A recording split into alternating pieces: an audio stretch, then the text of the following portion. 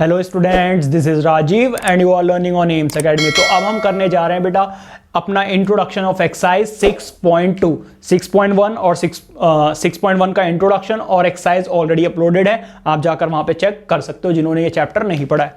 जो पढ़ चुके हैं वो यहां से कंटिन्यू कर सकते हैं। तो आज का हमारा टॉपिक है parallel lines and a transversal. ठीक है, तो पहले हम क्या करने वाले हैं, पहले हम एंगल्स के नाम सीखने वाले हैं, फिर पैरेलल आने के बाद देखेंगे कि क्या होगा। ठीक है, देखिए अगर कोई भी दो नॉन पैरेलल लाइंस है, let's say L and M, और इसको कोई एक लाइन कट करके जाती है दोनों लाइंस को, तो इस वाली लाइन को हम क्या बोलते हैं, ट्रांसवर्सल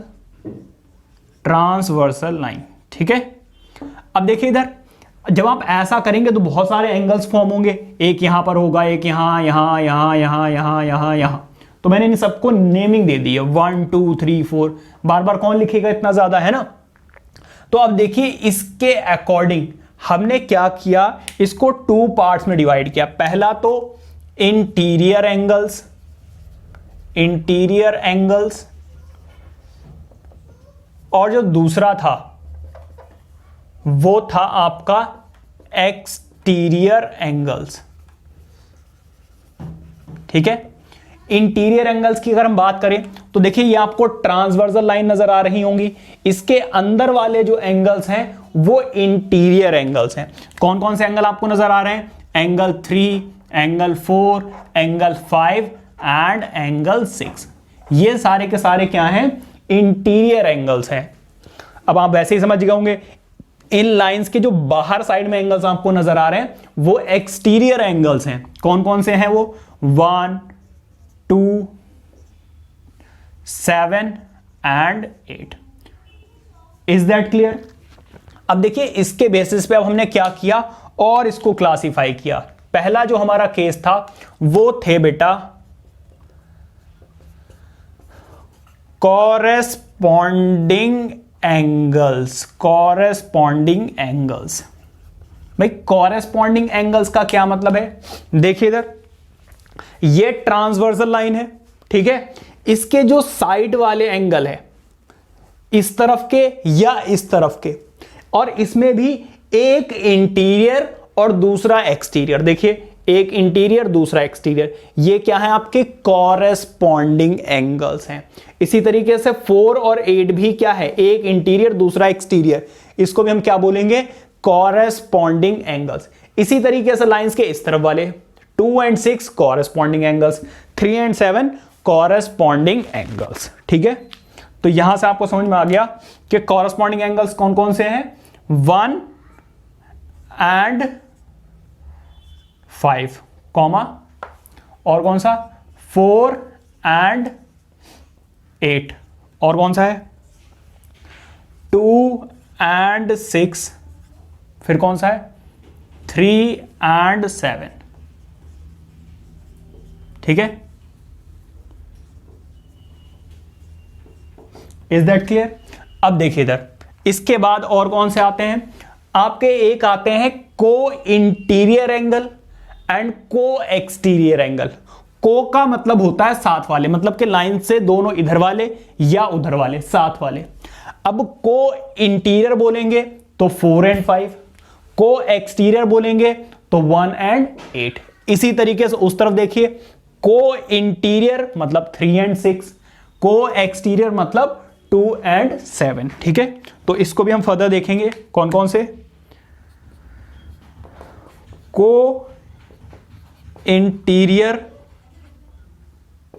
एंगल्स, और बाद में हम देखेंगे को एक्सटीरियर एंगल्स।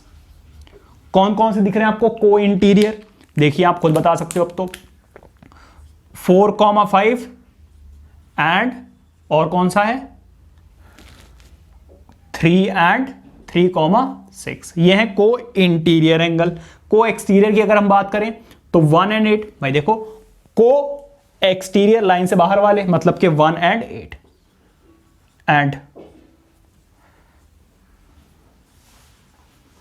और कौन सा होगा भाई, और होगा आपका 2, अरे ये 3 एंड 3 कैसे लिख दिया, 3 एंड 6। ठीक है, यहां पर होगा 2 and 7। Is that clear? ये हो गया। एक दो और कर सकते हैं हम। और क्या रह गया भाई हमारा? एक ऑल्टरनेट इंटीरियर एंगल्स रह गए और ऑल्टरनेट एक्सटीरियर एंगल्स। तो देखिए इधर कौन से होते हैं alternate? 6th alternate interior angles. इनको कॉन्जिक्यूटिव एंगल्स भी कहा जाता है या अलाइंड एंगल भी कहा जाता है, ठीक है। लेकिन आप कॉमनली क्या सुनेंगे? ऑल्टरनेटिव इंटीरियर एंगल्स या फिर डायरेक्टली ऑल्टरनेट एंगल्स भी सुनेंगे। तो ऑल्टरनेट इंटीरियर एंगल और दूसरा क्या आएगा आपका? ऑल्टरनेट एक्सटीरियर एंगल, ठीक है। ऑल्टरनेट एक्सटीरियर एंगल्स ये क्या होते हैं? देखिए ऑल्टर का क्या मतलब होता है? ऑल्टर का मतलब होता है एक इस तरफ और एक इस तरफ। तो लाइन के एक इस तरफ और एक इस तरफ तो होगा ऑल्टरनेट। अब लाइन के दोनों अंदर होंगे तो इंटीरियर। मतलब के 4 और 6 क्या है? लाइन के देखिए ऑल्टर, और इन दोनों लाइंस के अंदर है तो इंटीरियर। 4 and 6 क्या है? Alternate interior angle. इसी तरीके से 3 and 5 भी क्या है? ऑल्टरनेट इंटीरियर एंगल्स, ठीक है। तो यहां पर आप लिखेंगे कौन कौन से? 4, 6 और कौन सा? एंड 3, 5। और एक्सटीरियर में भाई देखो ऑल्टरनेट मतलब कि एक इस तरफ वाला और एक इस तरफ और लाइंस के दोनों बाहर, तो alternate exterior angle. Alternate exterior angle तो इसका मतलब यह है कि 1, 7 क्या है? Alternate exterior angle. लाइकवाइज 2, 8 ये दोनों भी क्या है? ऑल्टरनेट एक्सटीरियर एंगल्स, ठीक है। तो इसी तरीके से और क्या हो सकता है भाई? Vertically opposite angle. मैंने आपको बताया था कि कोई भी दो लाइन कट रही है तो ये और ये क्या होते हैं? Vertically opposite angle. तो 2 and 4 क्या है? Vertically opposite angle. 1 and 3 क्या है? Vertically opposite angle. 6 and 8 vertically opposite angle और 5 and 7 भी वर्टिकली ऑपोजिट एंगल्स, ठीक है। इसके बाद आपका लीनियर पेयर देख लिया आप।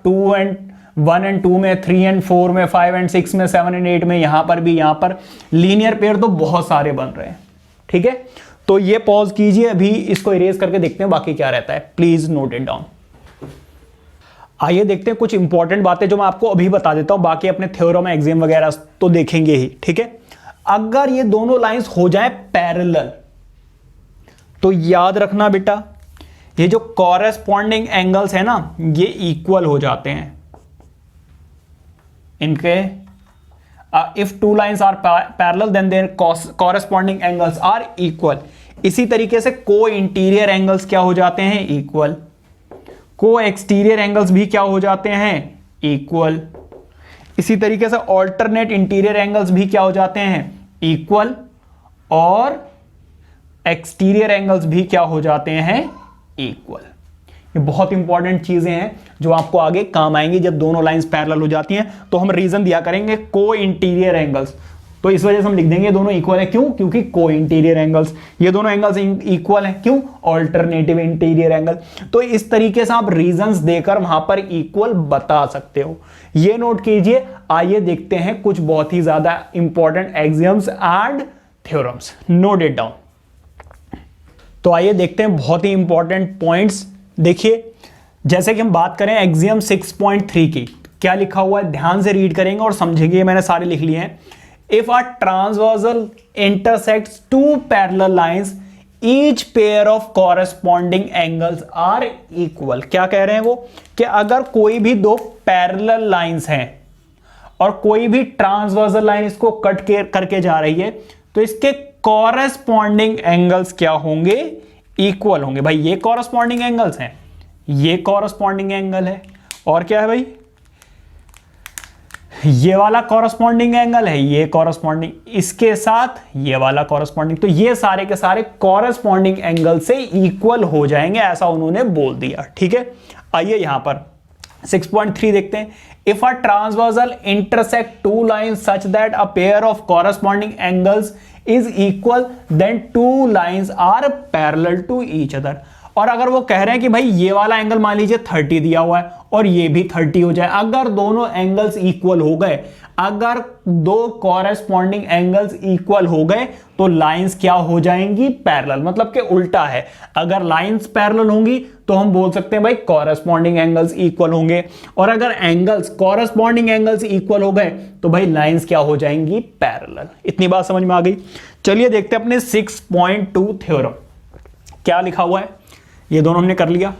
अब देखिए, if a transversal intersect two parallel lines then each pair of alternate interior angles is equal. देखिए कैसे होगा भाई, मैं दोबारा से बनाता हूं इसको। मान लीजिए ये हैं दो पैरेलल लाइंस, ठीक है, और ये है आपकी ट्रांसवर्सल लाइन। देखिए अगर ट्रांसवर्सल लाइन है तो सीधी सी बात है भाई, इसके कॉरेस्पॉन्डिंग एंगल्स तो इक्वल होंगे ही होंगे, ठीक है। और ऑल्टरनेटिव इंटीरियर एंगल्स कौन से होते हैं भाई, ये वाला एंगल और ये वाला एंगल क्या होता है, ऑल्टरनेट इंटीरियर एंगल होता है। भाई एक बात बताओ, ये ब्लू ब्लू जो आपको नजर आ रहे हैं कॉरेस्पॉन्डिंग एंगल से इक्वल होंगे ही होंगे, क्योंकि एक्सियम के हिसाब से। अब आप मुझे ये बताइए, बाय वर्टिकली ऑपोजिट एंगल ये वाला इसके इक्वल होगा या नहीं होगा, बिल्कुल होगा। तो बाय ऑल्टरनेटिव इंटीरियर एंगल बेटा ये दोनों क्या हो गए, इक्वल। समझ में आ गई बात नहीं, क्योंकि ये इसके इक्वल और ये इसके इक्वल भी, तो ऑल्टरनेटिव इंटीरियर एंगल से इक्वल हो जाएंगे। अब देखिए इसका उल्टा दिया हुआ है कि अगर ऑल्टरनेटिव इंटीरियर एंगल इक्वल है, मान लीजिए ये दे दिया जी 50 और ये भी कितना है 50, तो हम क्या कह देंगे कि लाइंस क्या हैं, पैरेलल। समझ में आ गई बात। इसी तरीके से हम बाकी थ्योरम्स भी पढ़ लेते हैं। आपका प्रूफ नहीं दिया हुआ है तो मैं स्क्रीन पे शो कर देता हूं, आप स्क्रीन में पढ़ सकते हैं। ये 6.3 थी, 6.4 आपकी स्क्रीन पे नजर आ रहा, आप पढ़ सकते हैं। If a transversal intersects two parallel lines then each pair of interior angles on the same sides of a transversal is supplementary. बहुत ही ज्यादा इंपॉर्टेंट है। वो क्या कह रहे हैं कि जो इंटीरियर एंगल है ना एक साइड में, ये दोनों एंगल्स क्या होंगे, सप्लीमेंट्री। मतलब कि जब आप इन दोनों एंगल्स को ऐड करोगे ना, आंसर आएगा 180। इससे क्या फायदा होगा, मान लीजिए ये दे दिया आपको 50 डिग्री, तो भाई 180 में से 50 माइनस करो, आपका आंसर आ चुका है 130। तो इस तरीके से सप्लीमेंट्री एंगल्स का यूज करके आप निकाल सकते हो। ये दोनों, इन दोनों का भी सम 180 होगा और इन दोनों सम का भी 180 होगा, ठीक है। थ्योरम 6.5 देखिए जरा। If a transversal intersect two lines such that the pair of interior angles of a sum on the same side of a transversal is supplementary, then two lines are parallel। वो कह रहे हैं मान लीजिए ये दिया हुआ है 50 और ये 30, आपने दोनों को ऐड करके देखा, आंसर आ रहा है 180। आप बोलोगे भाई अरे वाह, ये तो इंटीरियर एंगल्स का सम कितना आ रहा है, सप्लीमेंट्री, तो लाइंस क्या होंगी, पैरेलल। समझ में आ गई बात। और देखते हैं और भी कोई थ्योरम दी हुई यहां पर, और कोई थ्योरम यहां पर अभी नहीं दी हुई है, ये नोट कीजिए। आइए देखते हैं अपना next topic, that is lines parallel to the same line. Note it down. तो आइए देखते हैं अपना next topic, that is lines parallel to same line. मतलब के कोई तीन लाइनें दी हुई हैं आपको, L, M एंड N, ये दोनों पैरेलल हैं तो, और ये दोनों आपस में पैरेलल हैं, तो आपस में तीनों क्या हो जाएंगी, पैरेलल। भाई सीधी सी बात है, ये इसका सगा भाई है और ये इसका सगा भाई है, तो ये दोनों आपस में सगे भाई होंगे या नहीं होंगे, वही बात है। ये वाली लाइन इसके पैरेलल और ये वाली लाइन इसके पैरेलल, तो ये दोनों भी क्या होंगी, पैरेलल हो जाएंगी। समझ में आ गई बात। यही बेटा आपकी थ्योरम है 6.6, lines which are parallel to the same line are parallel to each other. Is that clear. ये नोट कीजिए। अब देखिए हम क्या कर सकते हैं, बाकी सारी प्रॉपर्टीज यहां पर अप्लाई कर सकते हैं। भाई ये क्या हो जाएगा, ये वाला और ये वाला ऑल्टरनेट इंटीरियर एंगल, बीच वाली लाइन को भूल जाओ, तो ये दोनों भी क्या होंगे, ऑल्टरनेट इंटीरियर एंगल। इसी तरीके से ये भी क्या हो जाएगा, ऑल्टरनेट इंटीरियर एंगल, ठीक है। एक्सटीरियर भी हो सकते हैं। इसी तरीके से कॉरेस्पॉन्डिंग एंगल्स, ये वाले भी क्या हो, सॉरी, ये वाले कॉरेस्पॉन्डिंग एंगल्स और ये भी क्या हो जाएंगे, कॉरेस्पॉन्डिंग एंगल्स, ठीक है। तो मतलब ये है कि अगर आप इन दोनों पे कोई अप्लाई करना चाहते हो तो ये भूल जाओ थोड़ी देर के लिए, बिल्कुल वही सारी प्रॉपर्टीज अप्लाई कर सकते हो। इन दोनों पे अप्लाई करना चाहते हो थोड़ी देर के लिए इसको भूल जाओ, ये दोनों पैरेलल, ठीक है। या फिर इन दोनों पे अप्लाई करना चाहते हो तो नीचे वाला भूल जाओ। क्लियर हो गई बात। ये नोट कीजिए। आइए देखते हैं अपना example number 4, note it down. आइए बात करते हैं अपने एग्जाम्पल 4 की, जो बहुत ज्यादा इंपॉर्टेंट भी है। रीड कर लीजिए। If P Q is parallel to R S and angle M X Q is equal to 135 and M Y R is equal to 40, find X M Y. देखिए ये फिगर आपको, इसको भूल जाओ थोड़ी देर के लिए, ये फिगर आपको नजर आ रही होगी। तो ये एंगल दिया हुआ है M X Q 135, M Y R दिया हुआ आपको कितना 40 डिग्री। ये वाला एंगल आपसे पूछा, ये वाला बीच वाला एंगल, ये वाला। अब ये कैसे बताएं?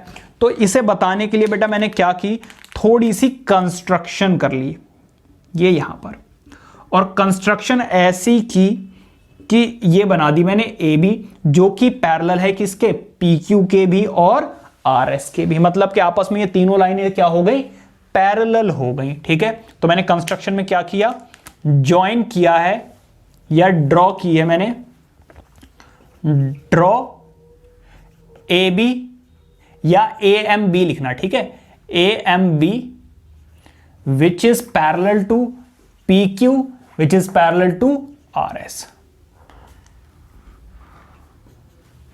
ए एम बी मैंने एक ऐसी लाइन ड्रॉ की है जो पी क्यू के पैरेलल है, और पी क्यू तो आर एस के पैरेलल है ही। इसका मतलब आपस में तीनों क्या हो गई, पैरेलल हो गई। ठीक है, ऐसा करने से क्या फायदा हुआ, देखिए ऐसा करने से क्या हुआ, ये कॉरेस्पॉन्डिंग एंगल से, देखिए कॉरेस्पॉन्डिंग एंगल्स मैंने आपको बताया था, इन दोनों एंगल्स का सम कितना होगा, 180 डिग्री होगा, बताया था। और बाय ऑल्टरनेटिव इंटीरियर एंगल, ये वाला एंगल तो अपने आप 40 डिग्री आ ही गया। तो अगर मैं कॉरेस्पॉन्डिंग एंगल से ये और निकाल लूं और इन दोनों को ऐड कर दूं, तो मेरा काम बन जाएगा ही नहीं बन जाएगा, क्योंकि जब आप इन दोनों को ऐड करोगे तभी तो आपको एक्स एम वाई मिलेगा। देखिए मैंने गिवन ऑलरेडी लिख रखा है आपके लिए, ड्रॉ क्या कर दिया मैंने, A M B parallel to P Q parallel to R S. हमें फाइंड आउट क्या करना है, एक्स एम वाई। क्लियर हो गई बात। अब बात करते हैं बेटा प्रूफ की।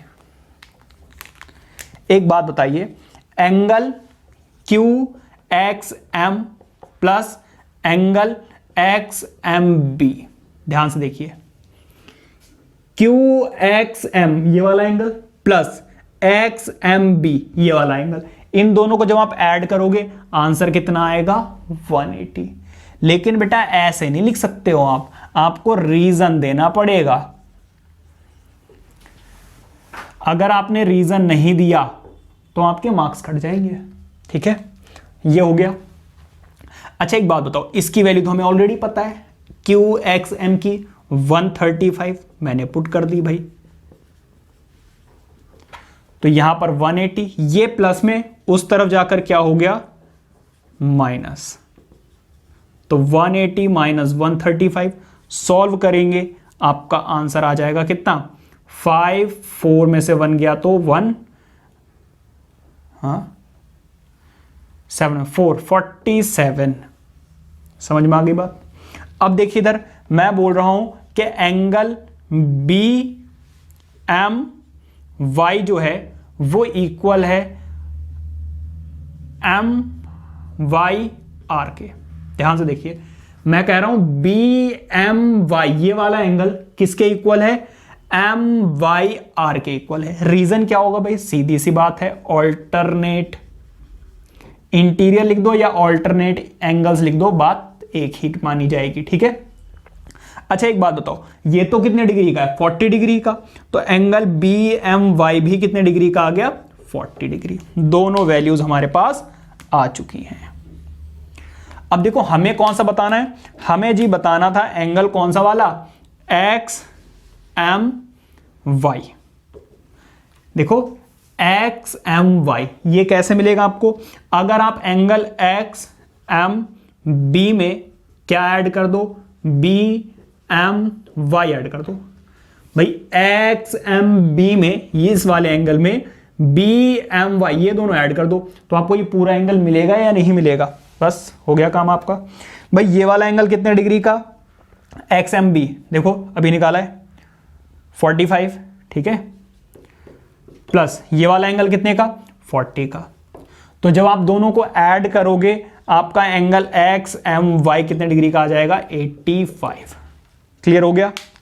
आई होप कि क्लियर हो गया होगा। ये नोट कीजिए। आइए देखते हैं अपना एग्जांपल नंबर 5। ये लो जी, मार्कर भी गिर गया। आइए देखते हैं बहुत ही ज्यादा important example and that is example number 5। Read कीजिए। If a transversal intersects two lines such that the bisector of a pair of corresponding angles are parallel, then prove that two lines are parallel। देखिए, अगर आप इस चीज का diagram बनाएंगे तो वो क्या कह रहे हैं कि भाई कोई दो पैरेलल लाइंस हैं और एक कोई ट्रांसवर्सल लाइन है। जो ट्रांसवर्सल लाइन है वो इसको क्या कर रहा है, बाइसेक्ट कर रहा है। इसका मतलब ये है कि एंगल आपको ए बी क्यू जो नजर आ रहा है उसका बीई क्या है, बाइसेक्टर, मतलब कि टू इक्वल पार्ट्स में डिवाइड कर रहा है। इसी तरीके से बी सी एस अगर आप देखें तो ये जो सी जी नजर आ रही है वो इस एंगल को टू इक्वल पार्ट्स में डिवाइड कर रही है। ठीक है, तो मैंने ये सारी बातें आपको लिखी दी हैं। और एक बहुत बड़ी चीज ये बोली उन्होंने कि बीई इज पैरेलल टू सी जी, ये पैरेलल है। ठीक है, बाकी मैंने आपको लिखी दिया AD is the transversal intersect two lines P Q and R S at B and C and BE and CG are the bisector of BQ, ABQ and BCS। ये सारी बातें मैंने लिख दी। प्रूव क्या करना है, प्रूव हमें ये करना है कि PQ is parallel to RS। ठीक है, देखिए इधर ये दोनों लाइंस क्या है, पैरेलल है। ठीक है, तो ये दोनों एंगल्स देखो, थोड़ी देर के लिए आप क्या करो, ऐसे समझो, ये वाली जो लाइन है CG वो पैरेलल है CB के, और ये लाइन जो है वो यहां से इंटरसेक्ट करके जा रही है। अगर ये इंटरसेक्ट करके जाती यहां से, तो भाई आप मुझे एक बात बताइए कि ये जो आपको एंगल नजर आ रहा है यहां पर, देखो ये वाला एंगल, ये ऊपर वाला जो एंगल है, ये वाला एंगल वो इस वाले एंगल के इक्वल होता या नहीं होता, बाय कॉरेस्पॉन्डिंग एंगल्स। ठीक है, तो ये दोनों एंगल्स आपस में क्या हो जाएंगे, इक्वल बाय कॉरेस्पॉन्डिंग एंगल्स। फिर हम कुछ हेल्प लेकर हम ए बी क्यू को इक्वल प्रूव कर देंगे बी सी एस के। तो बाय कॉरेस्पॉन्डिंग एंगल्स ये दोनों एंगल्स इक्वल हो जाएंगे, और जब दो कॉरेस्पॉन्डिंग एंगल्स इक्वल होते हैं तो लाइंस क्या हो जाती हैं, पैरेलल। ठीक है, कन्वर्स ऑफ कॉरेस्पॉन्डिंग एंगल्स हमने पढ़ा था अभी। तो बस यही हमें करना है। देखिए, जो चीजें दी हुई हैं उनका इस्तेमाल करके बाकी चीजें हम प्रूव करेंगे। अच्छा, एक बात बताइए, मैं बोल रहा हूं angle A B Q is half of the angle of A B E, है या नहीं है भाई? इसका हाफ ही तो है। देखो ए बी क्यू, सॉरी गलत लिख दिया मैंने, angle A B E is half of the angle of ABQ। ये जो ABE आपको नजर आ रहा है ये किसका हाफ है, ABQ के। क्यों हाफ है भाई, गिवन है क्वेश्चन में, उन्होंने बोला ना क्वेश्चन में कि BE क्या है, इसका बाइसेक्टर है। ठीक है, नेक्स्ट देखो, इसी तरीके से मैं बोल रहा हूं कि एंगल BC और जो G है वो क्या है, हाफ है एंगल BCS के। भाई BCG जो एंगल है वो क्या है, हाफ है BCS के। ठीक है, तो ये फर्स्ट इक्वेशन, ये सेकंड इक्वेशन, लास्ट इक्वेशन देखिए। अच्छा, एक बात बताओ, ये दोनों एंगल्स तो आपस में क्या थे, इक्वल। भाई गिवन है, रीजन क्या हो जाएगा भाई, ABE is equals to BCG। देखो इधर ये वाला एंगल इसके इक्वल है, रीजन क्या है, कॉरेस्पॉन्डिंग एंगल्स। क्यों, क्योंकि भाई BE जो है वो पैरेलल है किसके, CG के। ठीक है, तो ये हो गई हमारी थर्ड इक्वेशन। भाई एक बात बताओ, अब तो ये दोनों इक्वल आ गए, अगर ये दोनों इक्वल हैं तो ये दोनों इक्वल होंगे या नहीं होंगे, तो from first comma second and third equation क्या हो जाएगा, half of angle A B Q किसके इक्वल हो जाएगा, half of angle B C S. तो देखिए हाफ से हाफ क्या हो जाएगा, कैंसिल आउट, क्या बचेगा, angle A B Q is equals to what, angle B C S. अब जरा ध्यान से देखो, ए बी क्यू मतलब के ये पूरा का पूरा एंगल किसके इक्वल आ चुका है, बी सी एस के इक्वल आ चुका है। तो by corresponding angle, by converse of corresponding, या फिर एक्सियम जो हमने पढ़ा था, बाय कॉरेस्पॉन्डिंग एक्सियम क्या हो जाएगा, लाइंस पैरेलल। अभी तो हमने पढ़ा था, इंट्रोडक्शन में ही पढ़ा है, ठीक है। तो अगर कॉरेस्पॉन्डिंग एंगल्स इक्वल होते हैं तो भाई लाइंस क्या हो जाती हैं, पैरेलल। बहुत ही ज्यादा इंपॉर्टेंट क्वेश्चन है, ये नोट कीजिए। आइए देखते हैं अपने वीडियो का last question which is the example number 6। Note it down. तो आइए बात करते हैं अपने last example and that is example number 6। देखिए यहां पर मुझसे गलती से 2 बार बी बी लिख गया है, तो ये बी बी है हस्बैंड, कुछ भी नहीं है, ये नॉर्मली सिंगल बी है, ठीक है। तो ऐसे छोटी मोटी गलतियां होती रहती है भाई, इसको इग्नोर किया करो। तो देखिए एग्जाम्पल पढ़ लेते हैं आपका 6। AB is parallel to CD and CD is parallel to EF. Also EA is perpendicular to AB if angle BEF is equals to 55. Find the value of X, Y and Z. तो diagram आपके सामने है, आपको X, Y और Z की value बतानी है, ठीक है। तो बहुत ही आसान है भाई, आप क्या कीजिए, आप देखिए Y प्लस 55 इनका सम कितना होगा, 180। रीजन क्या है भाई, रीजन है को इंटीरियर एंगल्स। मैंने अभी आपको बताया था इंट्रोडक्शन में कि अगर कोई भी 2 पैरेलल लाइन है और उसके साथ वाले लाइन के एक साथ वाले एंगल्स क्या हैं, उनका सम जो है वो क्या होता है, सप्लीमेंट्री होता है। चाहो तो यहां पे लिख भी देना कि भाई लाइन का तो कुछ नाम ही नहीं दिया, चलो कोई बात नहीं, ठीक है। अच्छा इसके बाद बताओ, y इज इक्वल्स टू कितना आ जाएगा, 180 माइनस 55, ठीक है। अब इन दोनों को सबट्रैक्ट कर लो, कितना आ जाएगा, 5, 7 माइनस दिस 25। समझ में आ गई बात। अब बात करते हैं किसकी, एंगल x की। भाई सीधी सी बात है, एंगल x जो है वो y के इक्वल है। रीजन क्या है भाई, कॉरेस्पॉन्डिंग एंगल्स। देखो 2 पैरेलल लाइन और उसके एक इंटीरियर और एक एक्सटीरियर, इसको भूल जाओ थोड़ी देर के लिए। तो ये इंटीरियर और ये एक्सटीरियर, बताया था मैंने आपको कॉरेस्पॉन्डिंग एंगल्स। तो यहां से एंगल x की वैल्यू आपको मिल जाएगी कितनी, y की वैल्यू कितनी है 25, तो ये भी कितना होगा 25। अब बचता है हमारा z।